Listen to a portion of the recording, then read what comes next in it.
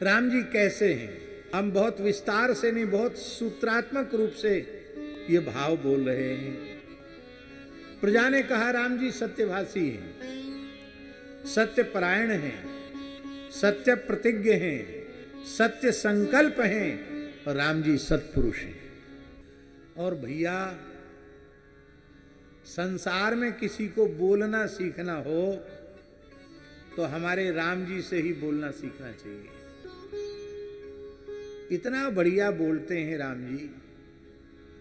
अब सोचो, जो दुश्मन के साथ इतना मीठा बोले वो अपने प्रेमियों के साथ कितना मीठा बोलेंगे।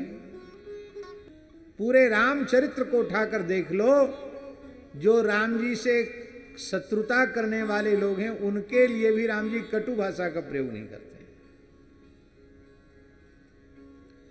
रावण चिढ़ के कारण राम जी का नाम नहीं लेता है, तपसी तपसी कहता है, और राम जी बड़े आदर से उसको दशग्रीव दशकंधर कहते हैं। एक प्रकरण तो बाबा ऐसा है कि जब लंका कांड की बात है वाल्मीकि रामायण के अनुसार, जब राम रावण द्वंद्व युद्ध हो रहा था, राम जी जमीन पर खड़े हैं, रणभूमि में खड़े हैं, और विशाल स्वर्ण में रथ पर रावण अपने पूरे पराक्रम के साथ, वैभव के साथ विराजमान है। ये देख के बंदर भालू बहुत दुखी हो गए, विभीषण जी दुखी हो गए, राम जी के पास कोई वाहन नहीं है। सबके कष्ट को देख करके हनुमान जी आए, बोले जैसे भगवान नारायण का वाहन गरुड़ जी हैं, ऐसी प्रभु मैं आपका वाहन हूं, आप मेरे कंधे पर बैठिए। राम जी को कंधे पर बिठा लिया, झांकी का दर्शन करें। स्वर्ण शैलाभ देहम, स्वर्ण शैलाभ देह हनुमान जी महाराज हैं, और नीलमणि की कांति को लज्जित करने वाले रघुनाथ जी ऊपर बैठे हैं। पीतांबर फहरा रहा है, राम जी के चरण तल हनुमान जी ने हाथ में पकड़ रखे हैं। राम जी डोरी को कान तक खींचकर धनुष पर प्रत्यंचा चढ़ाकर वाण वर्षा कर रहे हैं। अब हनुमान जी तो अष्ट सिद्धि नवरिद्धि के दाता हैं। हनुमान जी विराट हो गए, रावण छोटा सा हो गया उनके सामने। रावण को बड़ा गुस्सा आया, सबसे खतरनाक बंदर यही है, न ये समुद्र लांग कर यहां आता, न राम जी को पता चलता कि कहां जानकी है, न ये समस्या आती राक्षसों के ऊपर। सारी हत्या की जड़ यही है। इसलिए राम जी से युद्ध छोड़कर वो हनुमान जी से युद्ध करने लग गया। देखो युद्ध में महाराज जी रथी का रथी के साथ युद्ध होता है, घोड़े के साथ लड़ाई थोड़ी होती है, हाथी के साथ लड़ाई थोड़ी होती है। राम जी का बाण हनुमान जी बने, हनुमान जी उसकी बाण वर्षा को अपने युद्ध कौशल से बचाने लगे, एक एक बाण रावण का व्यर्थ करने लगे। तब रावण ने अभिमंत्रित करके 3 अमोघ बाण मंत्र से मंत्रित करके हनुमान जी के ऊपर छोड़े, और वो मंत्र से प्रेरित बाण हनुमान जी बचा न सके, वो हनुमान जी के ललाट में धस गए। हनुमान जी ने बाएं हाथ से उनको निकाल दिया, फेंक दिया, रक्त झरने लग गया, राम जी के चरणों पर गिरा। भला अपने सेवक का यह कष्ट राम जी कैसे देख सकते हैं। राम जी को रोष प्रकट हुआ, और महाराज जी वाल्मीकि प्रमाण है, केवल एक मुहूर्त में, मुहूर्त माने 48 मिनट, पूरा 1 घंटा भी नहीं बाबा, मात्र 48 मिनट में भगवान श्री राम ने इतना प्रचंड युद्ध किया रावण के साथ। उसके कवच को, उसके अस्त्र को, उसके शस्त्र को, उसके रथ को, उसके अश्व को, उसके सारथी को, उसके अंगरक्षक पार्श्वरक्षक ध्वजा को, उसकी सेना को, संपूर्ण बल को एक मुहूर्त में 48 मिनट में राम जी ने समाप्त कर दिया। निहत्था रावण अकेला युद्ध के मैदान में खड़ा था। लग गया इतना प्रचंड पराक्रमी, ओहो मेरी कल्पना में नहीं था। मैंने तीनों लोकों पर विजय की, लेकिन ऐसा पराक्रमी मैंने कहीं देखा नहीं। लेकिन हमने सुना था मारीच के द्वारा, एष विग्रहवान धर्मः, राम जी मूर्तिमान धर्म हैं, लेकिन इनमें तो धर्म दिखाई नहीं पड़ता। मैं रथ रहित हो गया, कवच रहित हो गया, सेना रहित हो गया, मेरा मुकुट नहीं, कुछ नहीं, फिर भी राम जी बाण वर्षा कर रहे हैं, ये कैसे धर्मनिष्ठ हैं? तो विचार किया रावण ने, तेरी सोच में अंतर हो सकता है, राम जी की धर्मनिष्ठा में नहीं।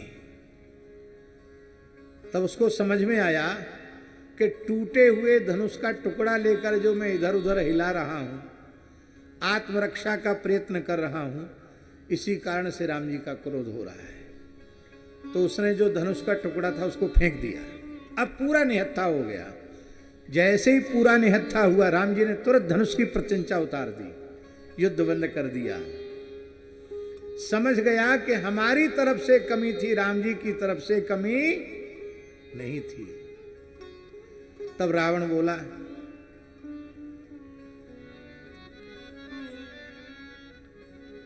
रावण नहीं, राम जी बोले, हे दशग्रीव, मैं जानता हूं तुम आज के युद्ध में बहुत अधिक श्रांत हो चुके हो। मन में बिल्कुल दुखी मत होना।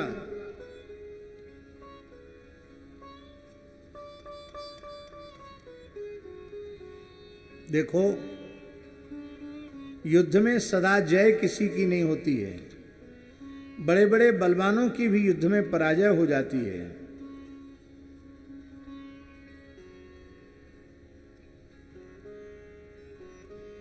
आज के युद्ध में आप थक गए हैं,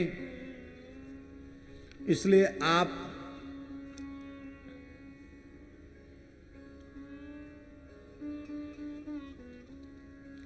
बिल्कुल दुखी न हो। हे दशग्रीव,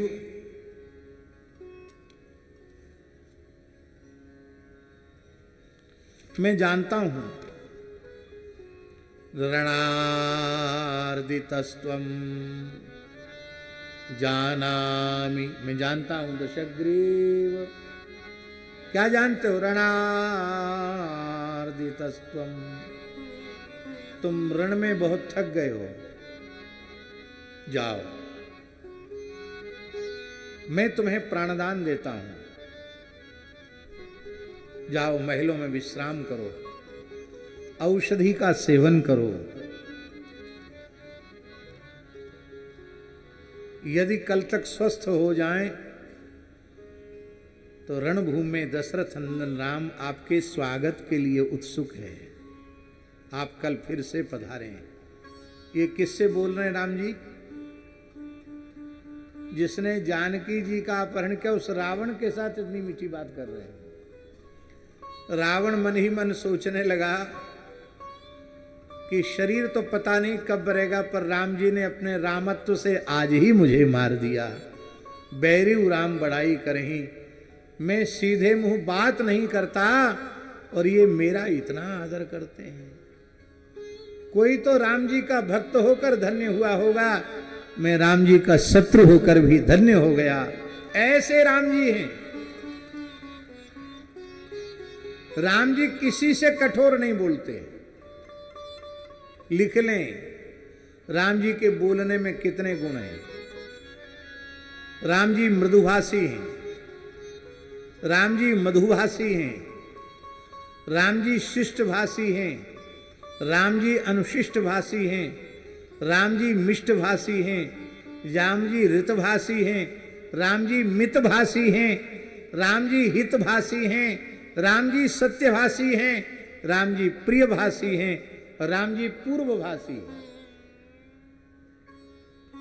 बहुत से लोग ऐसे होते हैं, वो सोचते हमसे पहले राम राम किया ही नहीं, हम क्यों करें राम राम। हम तो अमुक हैं तमुक हैं, पहले हमें दंडोत करें तब हम दंडोत करेंगे। पर हमारे श्री रघुनाथ जी इतने सरल हैं बाबा, अपरिचित व्यक्ति को अपनी तरफ से पहले ही से बंधन कर लेते। आओ भैया, नमस्कार, आइए, पधारिए। राम जी पूर्वभाषी हैं, राम जी अपूर्वभाषी हैं। अपूर्वभाषी माने राम जी की वाणी जो सुन लेता उसको लगता ऐसी मीठी वाणी आज तक कभी सुनी नहीं, इसके पहले नहीं सुनी। कितना मीठा बोलते हैं। अरे जीवित मनुष्य की बात जाने दीजिए, मुर्दे के कान में राम जी की वाणी पड़ जाए तो उसमें प्राणों का संचार हो जाए। गोस्वामी जी के शब्दों में, मृतक जियावनी गिरा सुहाई, मृतक जियावनी गिरा सुहाई, श्रवण रंध्र हुई पुर जब आई, श्रवण रंध्र हुई पुर जब आई, हृष्ट पुष्ट तन भय सुहाए, हृष्ट पुष्ट तन भय सुहाए, मानहु अवहि भवन ते आए, मानहु अवहि भवन ते आए।